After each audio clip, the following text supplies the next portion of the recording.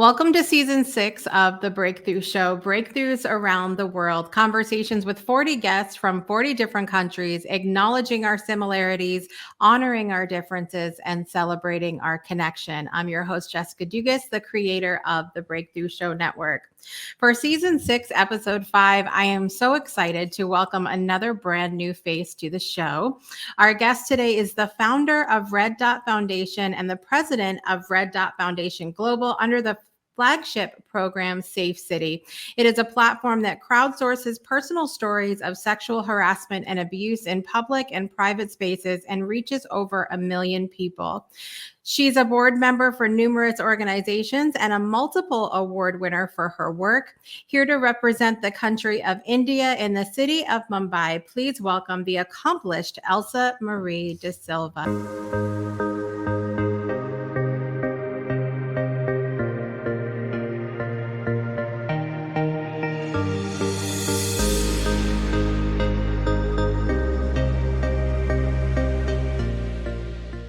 Elsa, it's so amazing to have you here.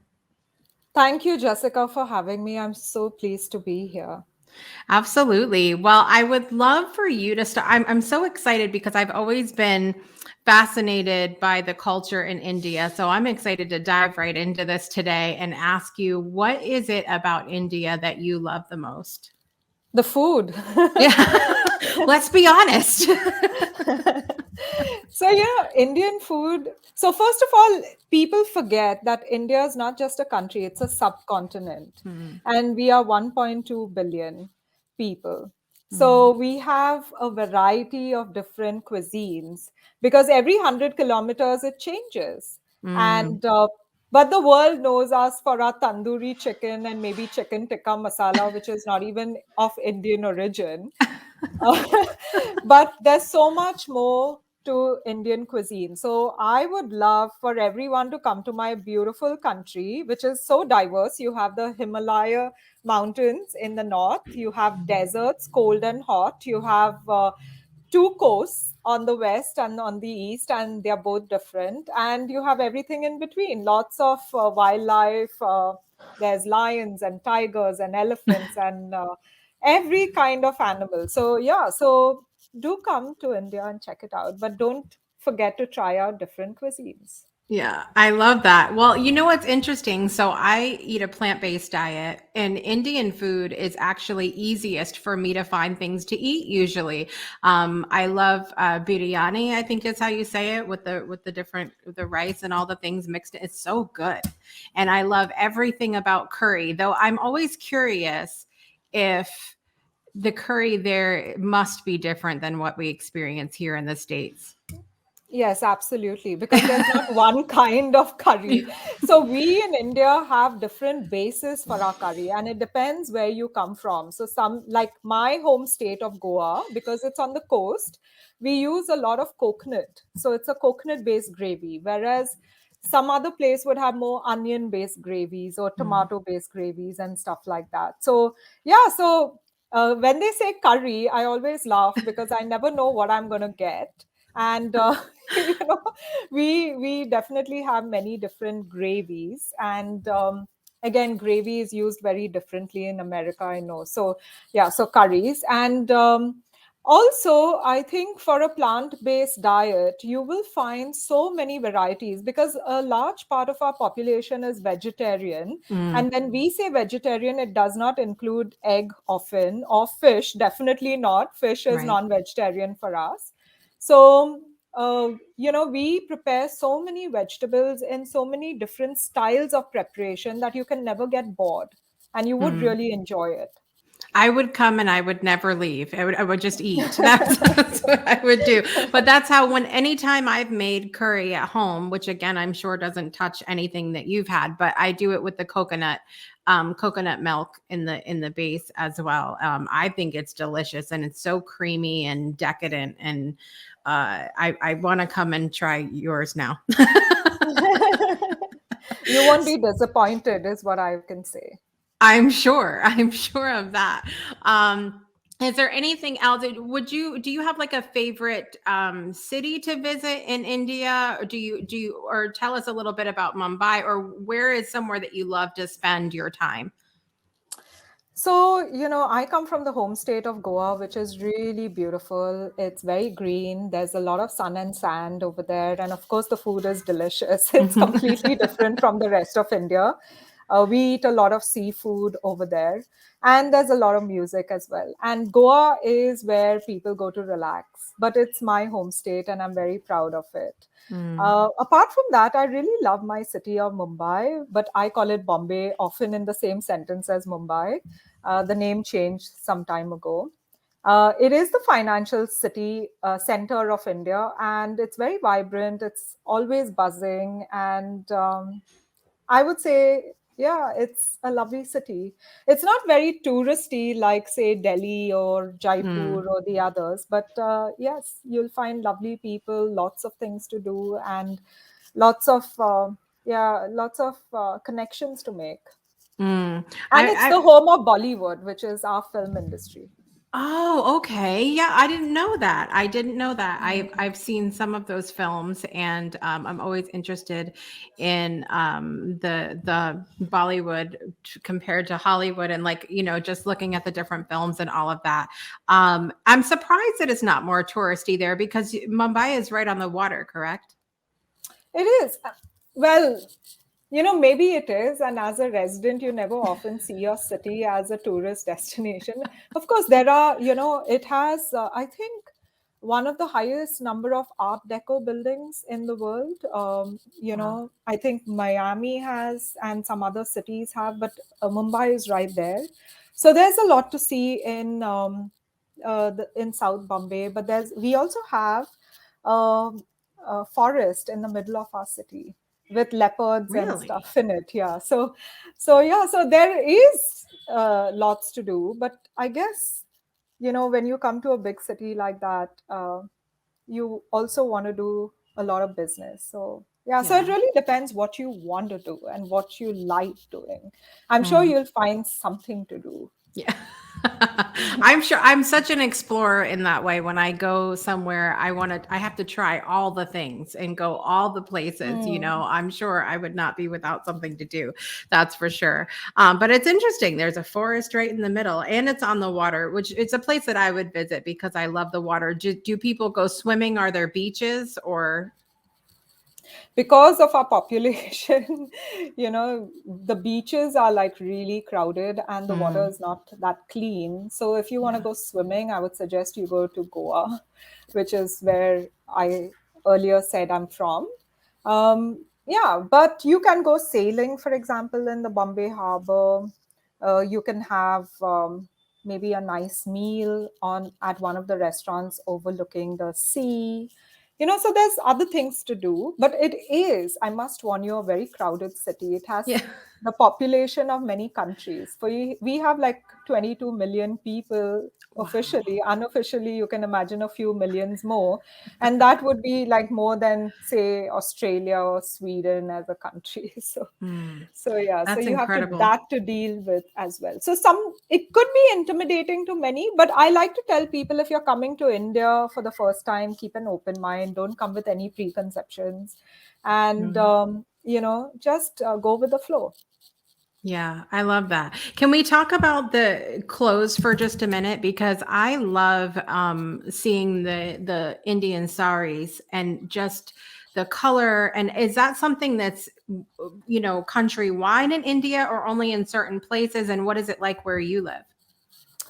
So, like I said, India, every 100 kilometers, everything Yeah. changes, right? So, even the sari changes. The way you Wow. drape the sari, the material of the sari, um, the pattern of the sari, So, the sari is a garment. It's like 9 yards of cloth, and then Mhm. it's the way you wrap it. And different places have a different style. The colors are, yes, vibrant, and I love colors. And when I was in corporate and I would travel the world, and my counterparts would say, we love how you can wear colors, bold colors confidently. And it never occurred to me that in many places, women dress down in a sense. They wear black and blue and gray and the somber tones to kind of blend in with their male counterparts. But Yeah. not in India. We wear a lot of color, a lot of bright colors. The brighter, the better sometimes. And I often feel it lifts your mood as well. So, and of course, for the men as well, they have kurtas, and that could be colorful too. So, I think this, because I work on gender and stereotypes, and, over a period of time, I think we've also kind of been influenced by this Western world of colors dictating how we behave and how we are perceived, and if we are taken seriously because we are wearing a bold color or not. So, Mm. but if we really look at our own culture, it's vibrant, it's bright, it's maybe loud and in your face as well. Yeah.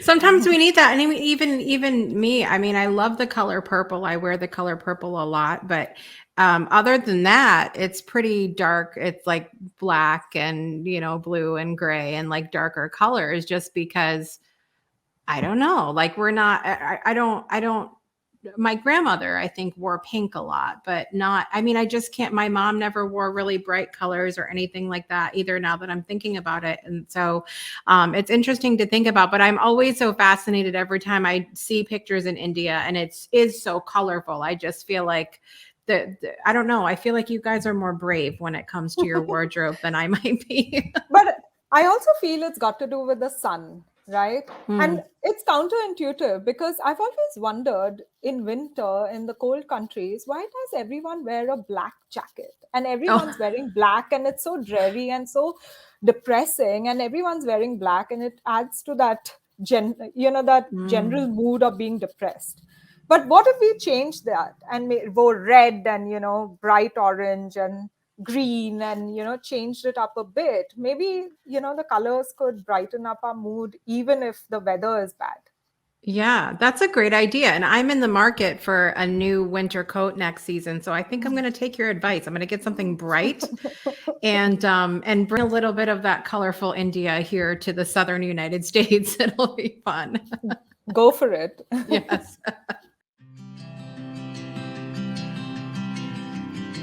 Hi, I'm Jessica Dugas, and while you might know me as the creator of the Breakthrough Show Network, I'm also a mom of 6 children. Once I became a mom, I realized very quickly that not all children everywhere start out with the same resources and support in life. Recently, I learned of an organization that believes that no child anywhere should be marginalized. The Gratitude Network identifies visionary social entrepreneurs who are working with children and youth around the world and provides them with the capacity building resources to grow their organizations to impact 5 to 10 times more children or youth in scalable and sustainable ways.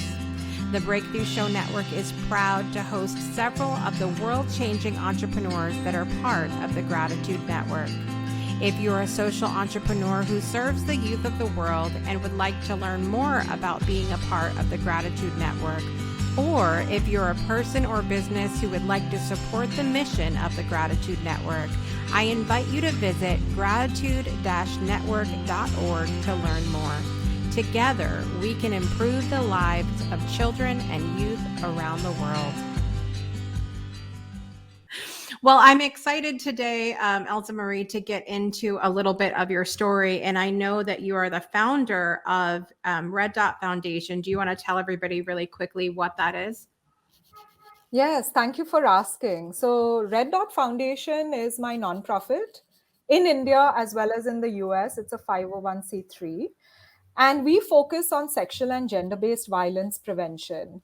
Now, I got into this about 10 years ago. In December 2012, a young woman, Jyoti Singh, was traveling on a bus in New Delhi, the capital city of India, and she was gang raped multiple times on that bus and then left to die on the streets. And that was a very significant moment in our country's history, and it opened up the conversation around this taboo topic of sexual and gender based violence. At the time, I was working in one of India's largest airlines, and I was vice president network planning, where I was planning the route network. And I was looking for my purpose. I wanted to do something more than my corporate job. And when this incident happened, I was triggered to remember my own stories on incidents of being sexually harassed on public transport, in public spaces, and also at the workplace. And I noticed that for the first time, many of my friends also started sharing their stories. And I realized that none of us had reported it to any official authority, whether at the workplace or even to the police, or we had never even spoken to each other about it. And so Wow. I realized that there was a data gap because none of us are reporting it. So you don't, document it. And if you don't document it, there's no available data for anyone to really take action. Because how do you, even if you know it's happening, where is the data to make it more visible? And that was how Safecity was born, to document these incidents, put it on a map as dots. And if there are more stories in a particular location, then the dot becomes a little bigger. That's called a heat map. And the idea is to list this in the public domain so that everybody can check out what's happening in their neighborhoods. And then, having access to that information, they could use it in multiple ways, either improve their situational awareness as to what can I do if this is happening. I know I'm not alone. And if it's happening, how do we respond to it? Can we engage our communities in it? And so a large part of our work is also about engaging communities to take action in conjunction with their law enforcement or civic authorities, or even transport officials, or campus administration on college and school campuses. So so it's been a great journey in the last 10 years, and I've learned a lot. I've learned that it's not an India problem alone, it's a global problem, Right. unfortunately. And it holds a lot of women back. Women experience it far more than men do. Men also report on our app, and they also experience sexual and gender based violence. But the volumes are higher for women.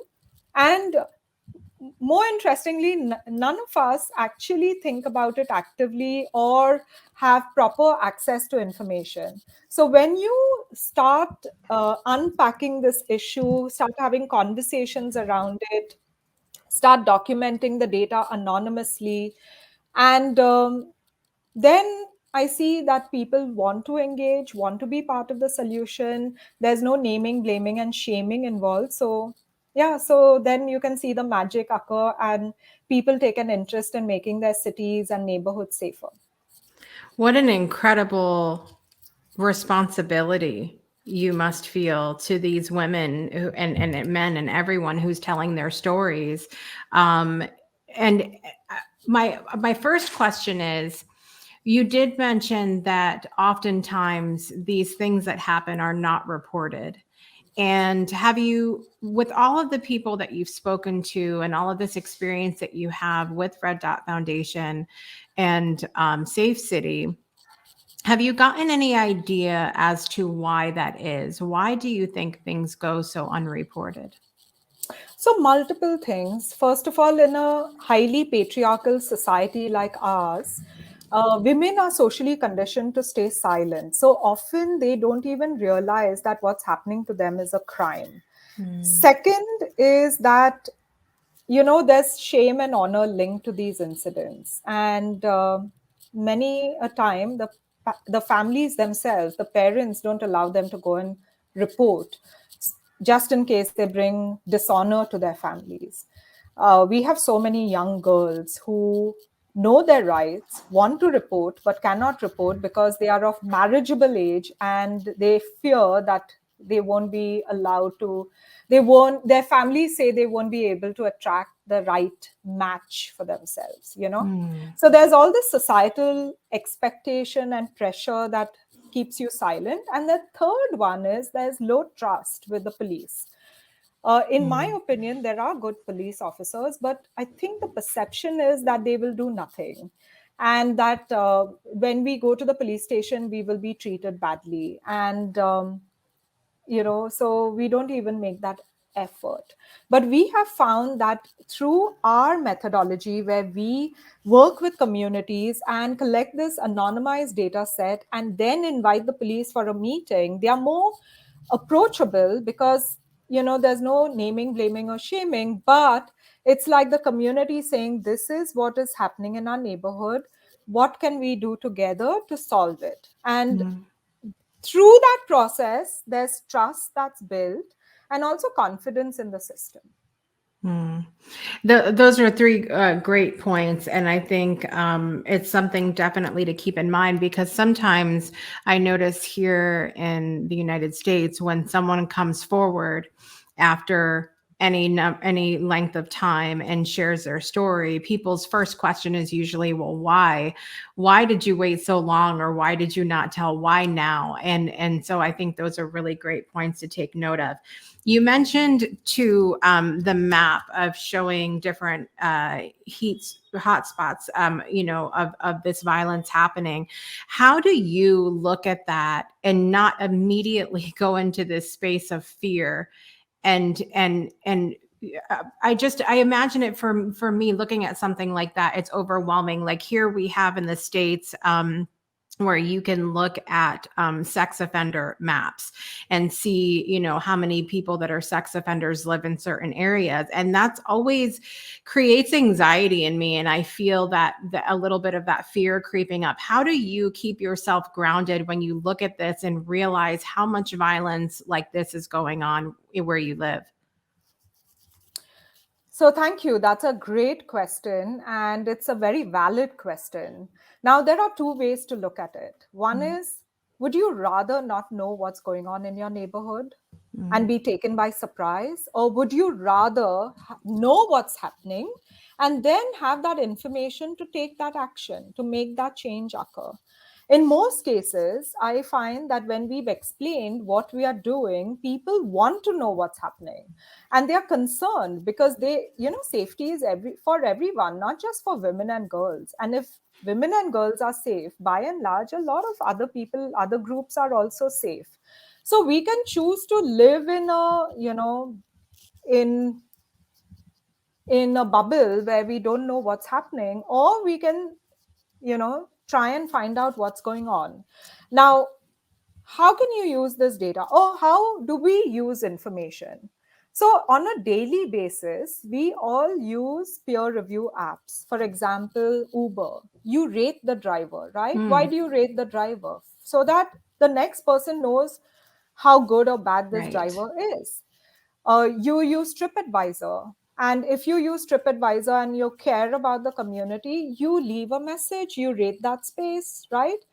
As a single traveler, if I'm going to, say, if you come to India and you use TripAdvisor to plan your holiday, wouldn't you read the comments of what people have said about a particular location or a particular hotel to make your decision?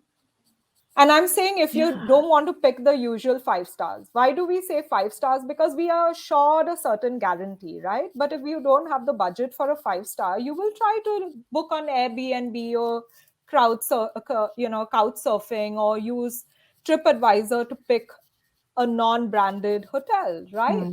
And you depend on comments. So think of our stories as peer reviews in a way, where people are sharing information that you can use for your own safety. And if you had that, you would be better off than without it.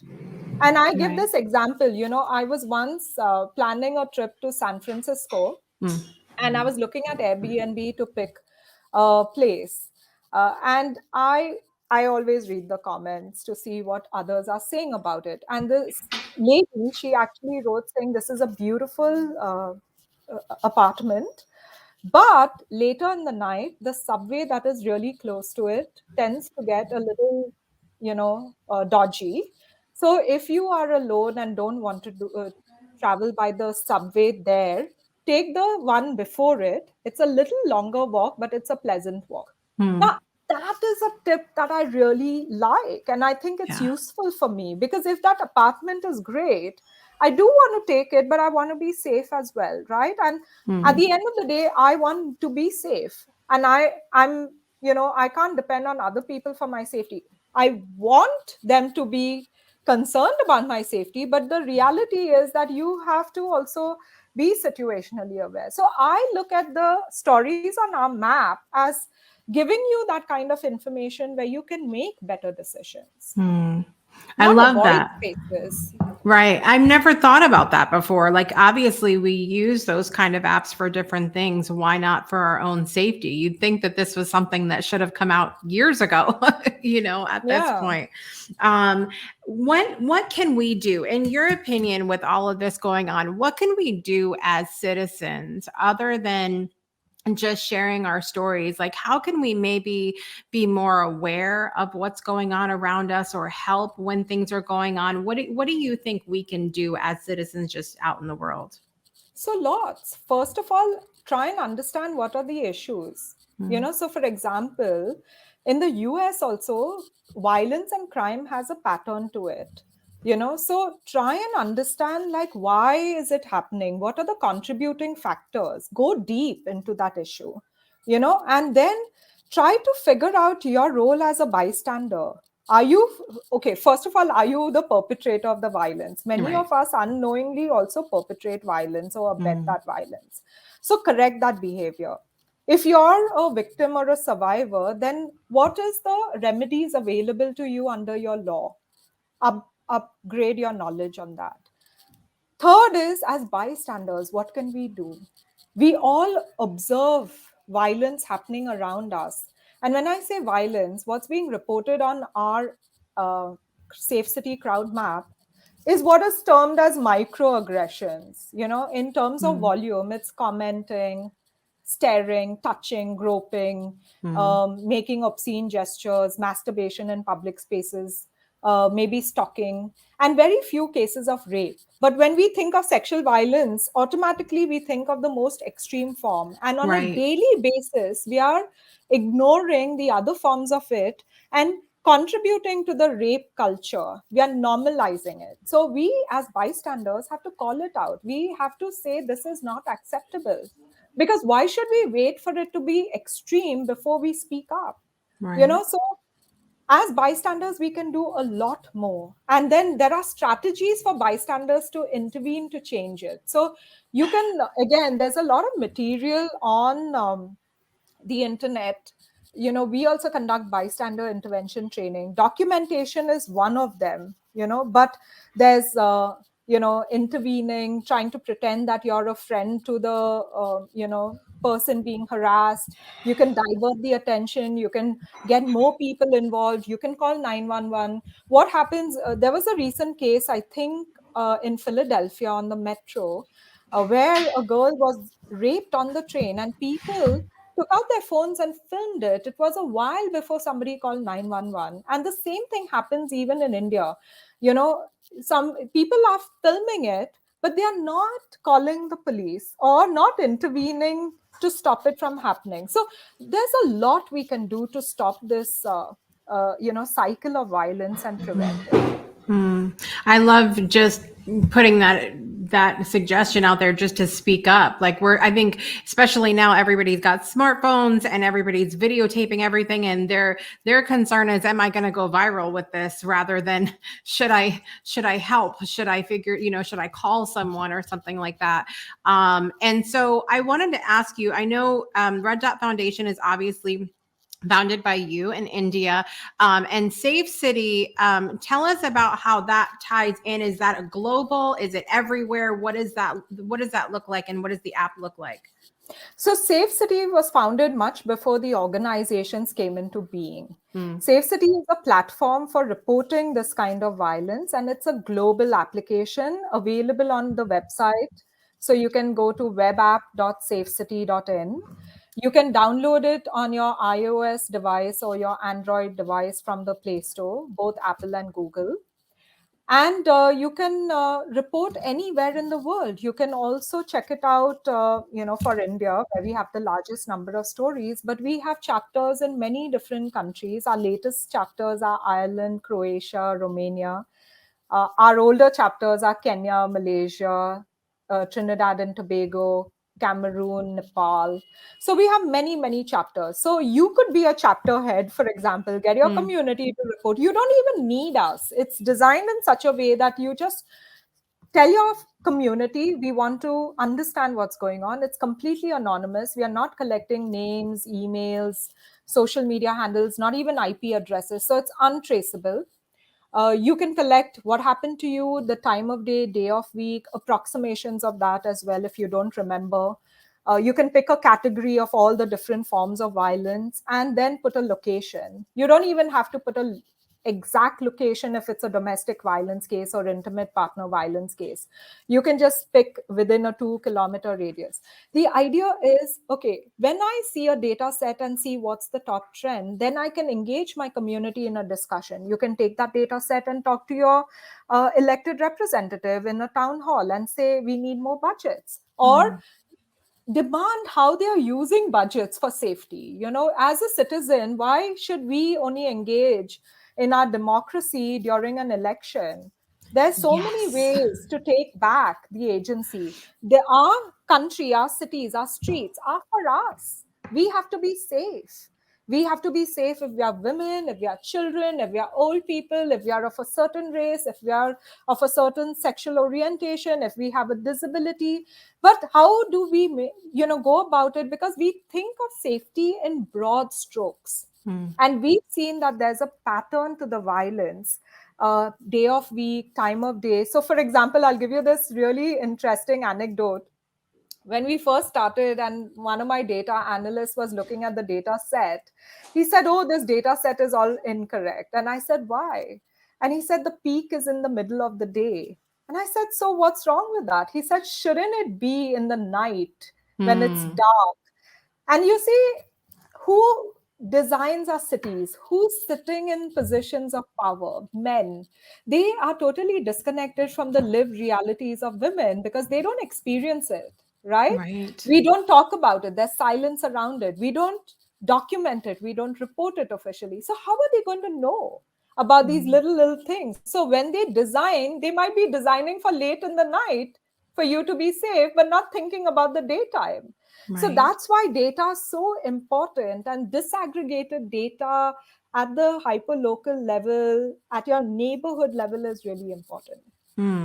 It's such a good point about just we're so, and that's partly why we're doing this series even on the network this season of breakthroughs around the world, because it's so easy for us, whether in whatever body and place that we're in. So it's easy for me as a woman, as a mom, as a wife in Alabama to understand Alabama woman, wife, mom things, right? And so outside of that, we're not always aware of what's going on. And so I think it's so important for us to have these conversations, and like you're doing with this, collecting the data so that now we have all of these ways to be informed and start having these conversations and really changing the world. You're changing the world, ElsaMarie.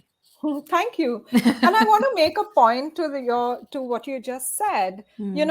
A lot of people, they're not interested. Like even if I'm Indian, I'm not interested necessarily for all of India, and I'm not necessarily interested for all of Bombay.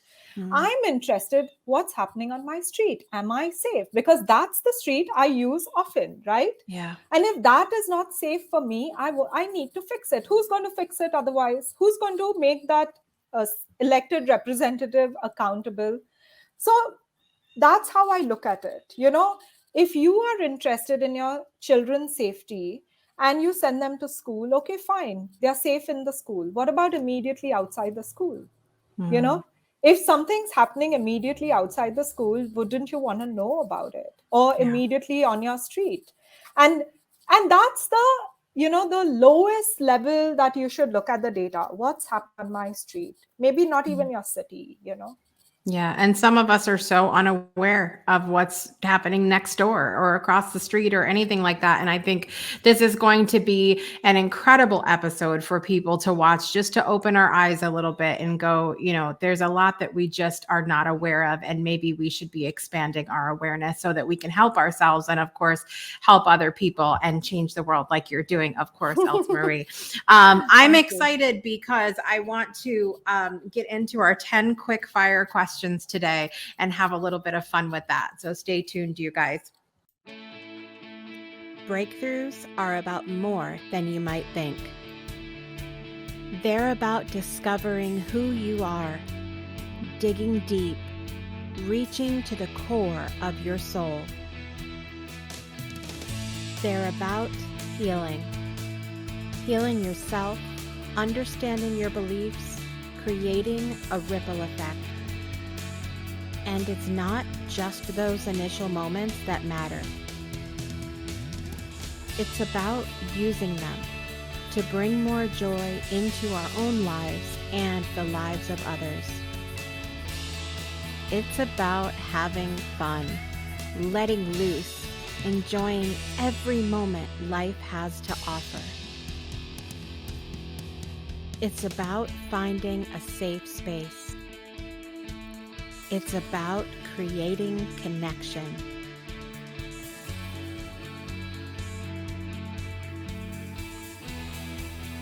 Join us each and every day for exclusive programming, special events, and a community to call home, where we invite you to explore, change the way you look at and live your life, and go beyond the breakthrough. So we ask you, are you ready? We'll see you online at thebreakthroughshow.com.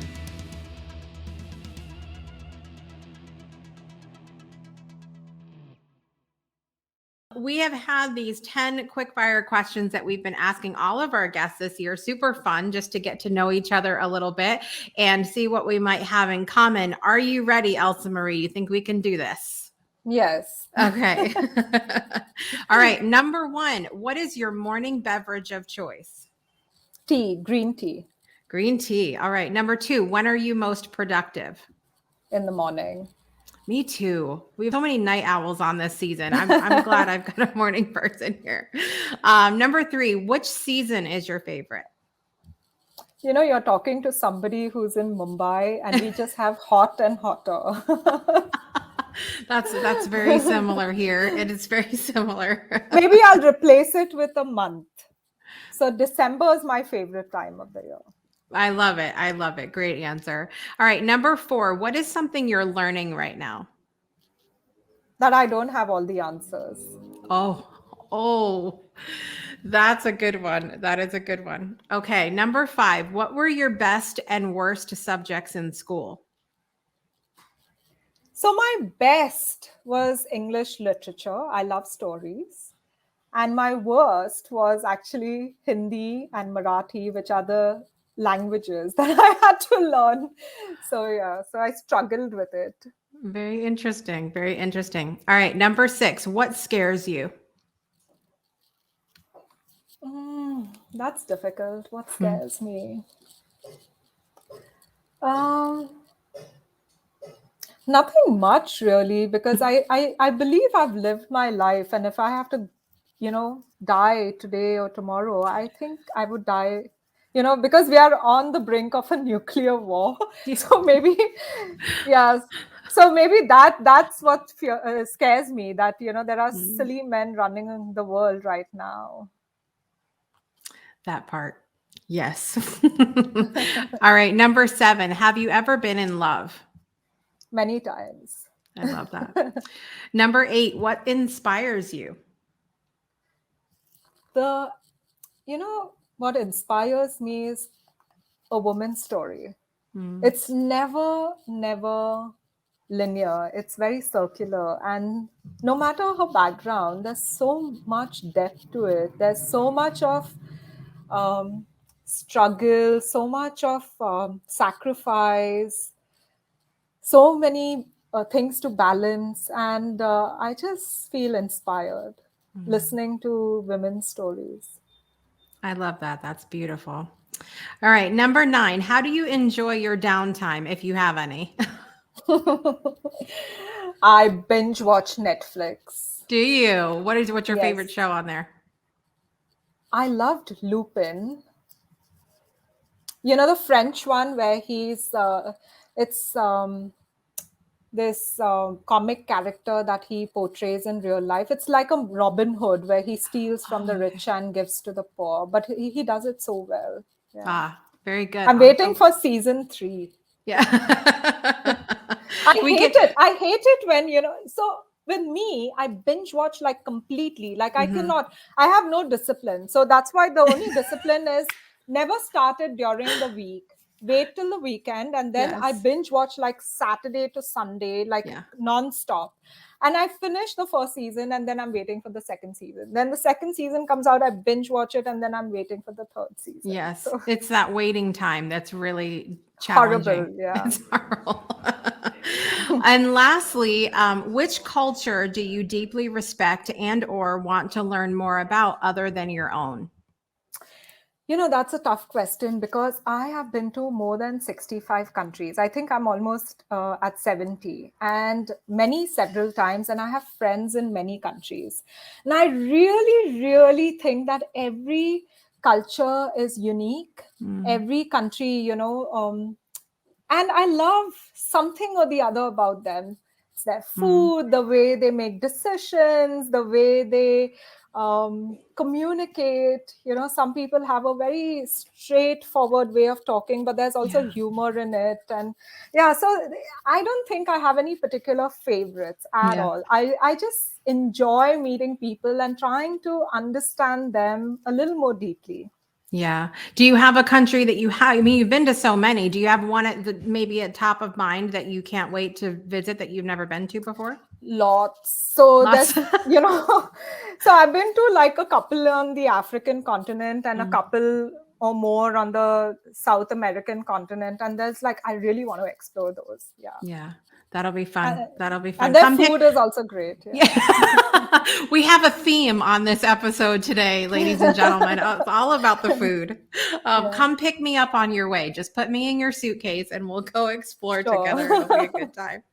I love it. Well, I'm so honored to have had the opportunity to speak with you today because I think you're changing the world in what you're doing. And I think, like I said, this whole episode is really going to be an eye opener for people to open their eyes and look at what's going on right around them on their street next door with their neighbors. And sort of, I love the sentiment of being your brother's keeper, being being a voice for others and being that safe space. So I love that in all that you're doing.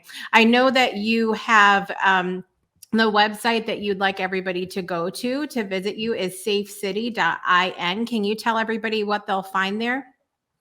So when you go to safecity.in, you can share your story or you can read other people's stories. And the idea is to engage on this issue because, as I told you, this is a global issue. 1 in 3 women on an average experience some form of sexual assault at least once in their lifetime. We would love for everyone to take action because it's right in your neighborhood. It's happening probably in your family and you might be totally unaware of it. So do check it out. And if you need any more information, don't hesitate to reach me. It's very simple, elsa@red.foundation.org or on Twitter, ElsaMarie DSilva, Instagram, ElsaMarie_DS. So find me. I have a big social media presence. Often, if you just Google my name, you might find me. I'm happy to help you. Think through how you can get your community engaged.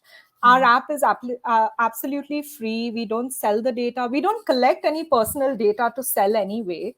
So you can be assured that you can access that data. You can use it in a way that benefits your community. And if you have a story to share after that, how you made your neighborhood safer, I would love to hear about it.